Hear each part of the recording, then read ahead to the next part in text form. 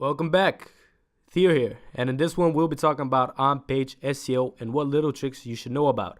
I will show you how you can optimize your website so that you have a much higher chance to beat your competition to the top. If you want more lovely content, then do subscribe to this channel and check out our website, which is stormacademy.com. That's if you want to work with a profitable method off the bat.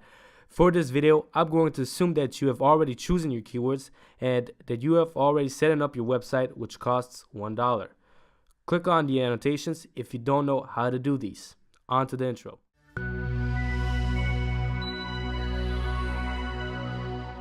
First thing we're going to do is explain what on-page SEO means, as well as off-page SEO. These two are really self-explanatory and simple, but I guess I was below simple because at the start I didn't quite understand what they were. On-page SEO is basically the SEO that you're doing on your website. So if you're editing something on your website to make it better optimized and to get better rankings, you're doing on-page SEO.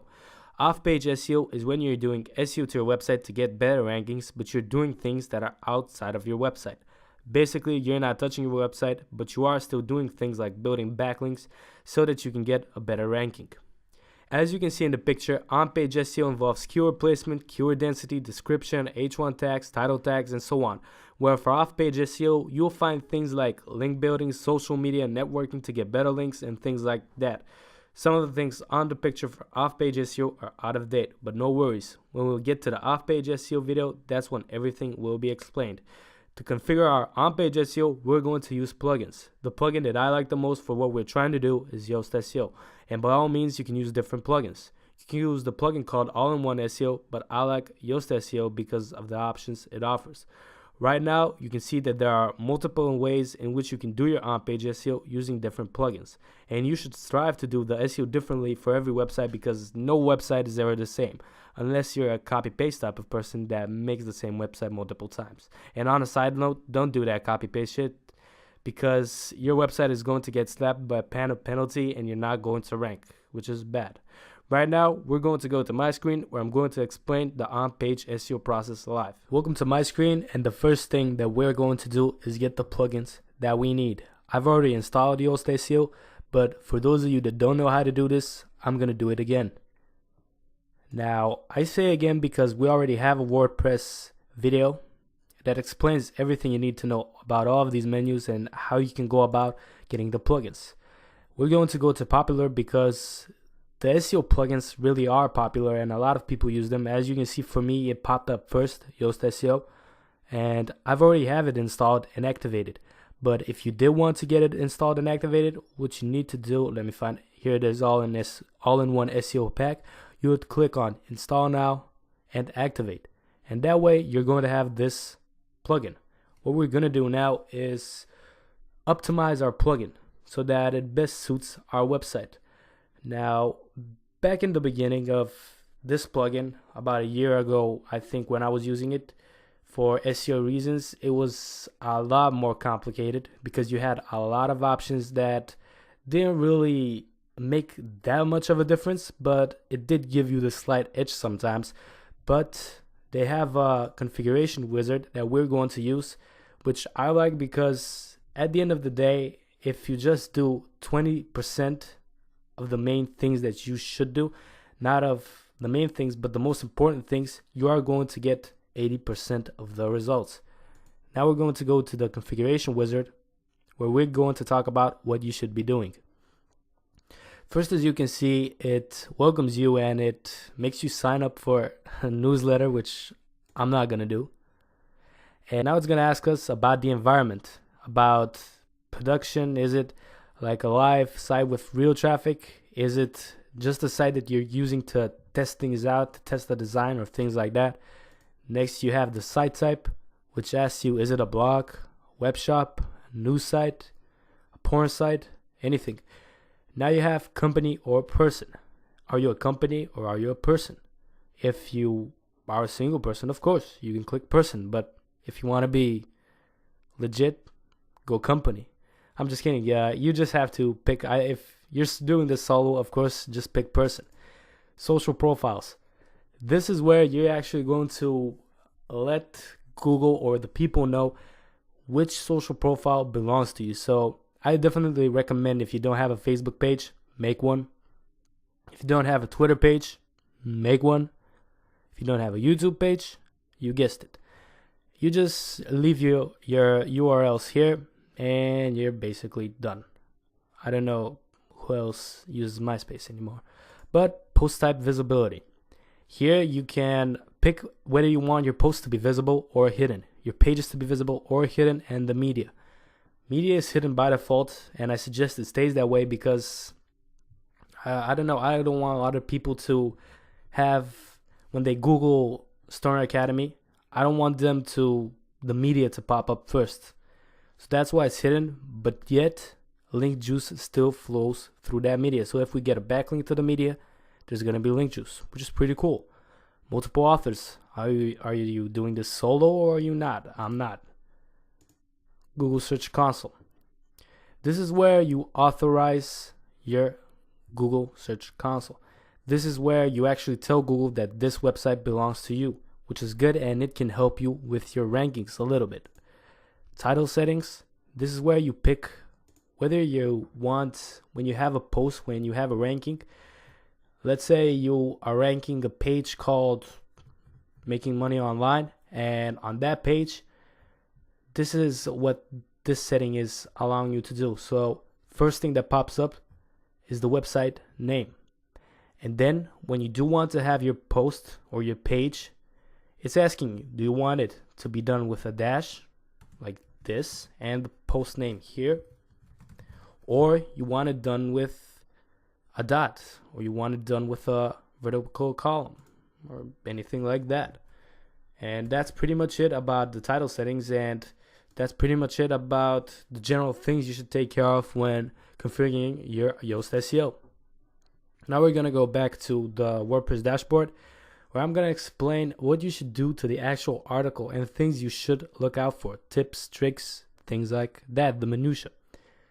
First thing we're going to do is go to add new, because we're making a new post, and I already have a post. It's about your main website that we love the most, Stoner Academy.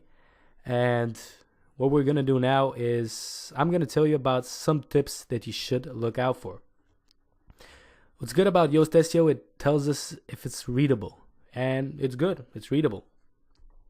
One thing you should really look about is having your article to be around 1,000 words, 50 words more or less, or at least the minimum to be 950 words. And I recommend having big articles with good content in them, because content is king on Google.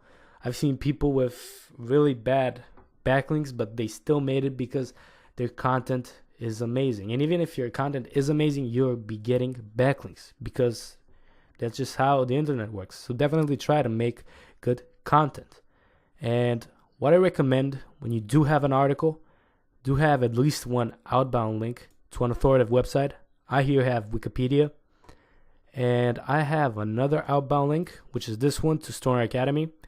I have an image, and it's really good to have media in here. So I have one image, and definitely try to share a YouTube video when you have an article like this. So in every article, try to have at least one embed. And I've got this one, which is our own website video.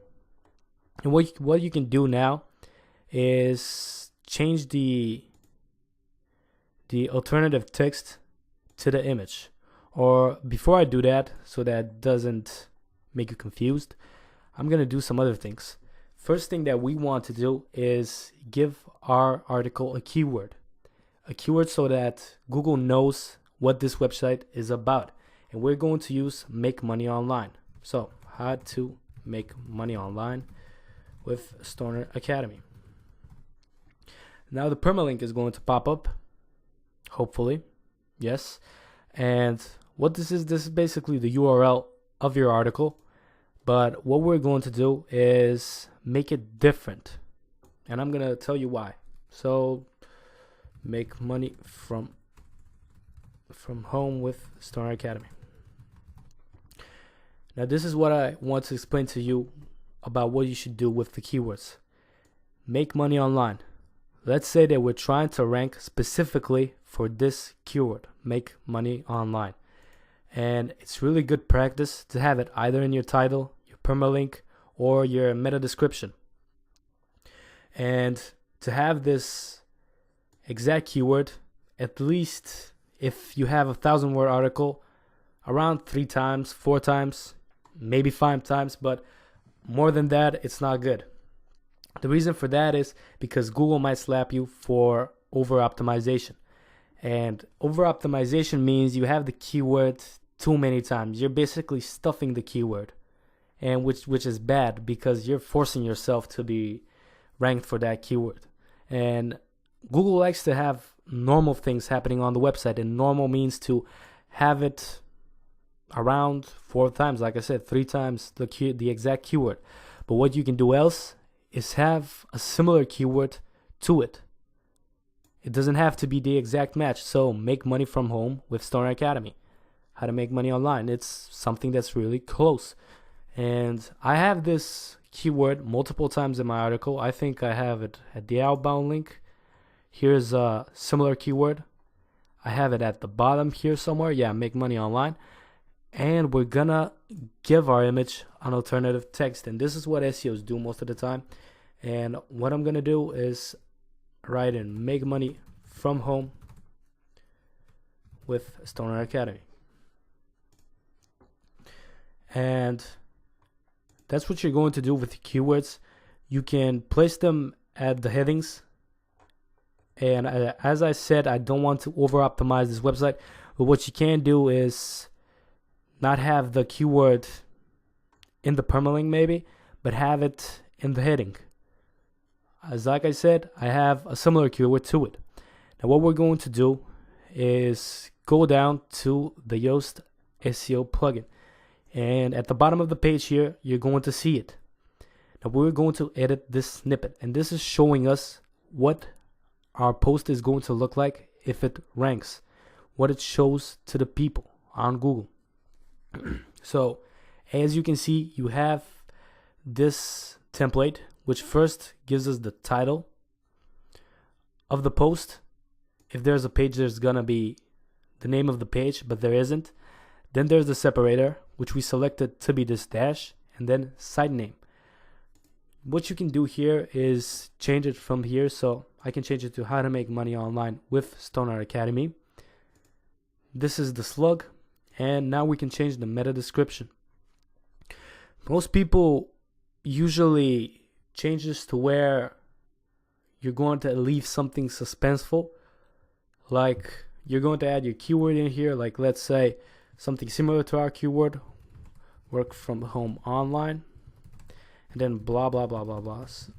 They're going to write in stuff until they can make it suspenseful. Like let's say, and nope. Like let's say this was real text and it was saying work from home online where you can make money, make this by doing this. We're going to show you how you're going to do it, and so that it's suspenseful so people can wonder what's it about and open it. That's something they do. You can change the meta description to where it actually makes sense, or you can leave it blank. And by default, it's going to have the first